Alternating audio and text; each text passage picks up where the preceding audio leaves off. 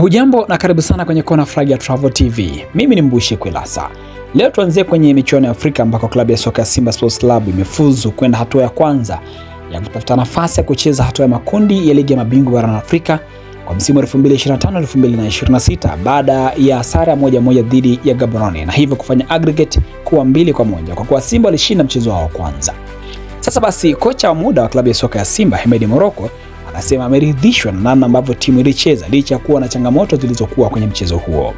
Mpira hatukuanza vizuri. Baada ya dakika 20 za kwanza walikuwa wao wako juu, lakini tuliporudi katika mchezo tukajaribu kumanage, ilikuwa na stiza za jiwango, jaribu kumiliki sana mpira. Tulikuwa moja ya weapon yetu kubwa ilikuwa ni kumiliki mpira na kutafuta space. Kwa hivyo haikuwa rahisi, lakini nafikiri tulijaribu kumiliki mpira, tuliscore goals. Tuenda half time tuna 1-0, ile ni big advantage kwa kwetu, ilikuwa kufuta goal mapema. Kuna watu walikuwa nafikiri labda mimi nitafeli.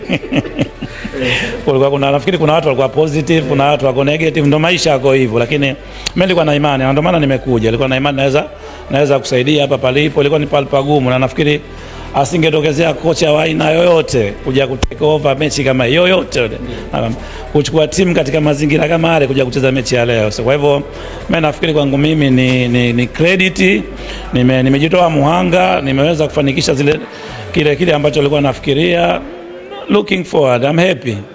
Sambamba na hivyo pia klabu ya soka Simba sasa itakutana dhidi ya timu ya Nsingizini Hotspurs ya pale nchini Eswatini katika hatua hiyo ambayo mshindi wa jumla atafuzu kucheza hatua ya makundi ya ligi ya mabingwa barani Afrika. Lakini pia vilabu vingine vya Tanzania, Yanga Sports Club wao watacheza dhidi ya Silver Strikers ya pale nchini Malawi katika hatua ya kwanza ya ligi ya mabingwa barani Afrika, wakati Singida Black Stars wao watacheza dhidi ya Flambeau FC ya pale nchini Burundi kwenye hatua ya mtoano kutafuta nafasi ya kwenda hatua ya makundi ya kombe la shirikisho barani Afrika, huku Azam wao watakutana dhidi ya KMKM ya Zanzibar katika hatua hiyo ya kufuzu kwenda hatua ya makundi.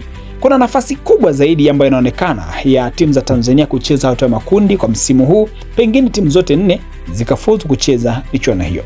Lakini swali la msingi ni kwamba vilabu vya Simba pamoja na Yanga havijaonyesha ubora mzuri katika mechi zao, jambo ambalo linawafanya mashabiki kuwa na wasiwasi na pengine kujiuliza kwamba ni mwenendo huo utakwenda mpaka lini kwa vilabu hivyo.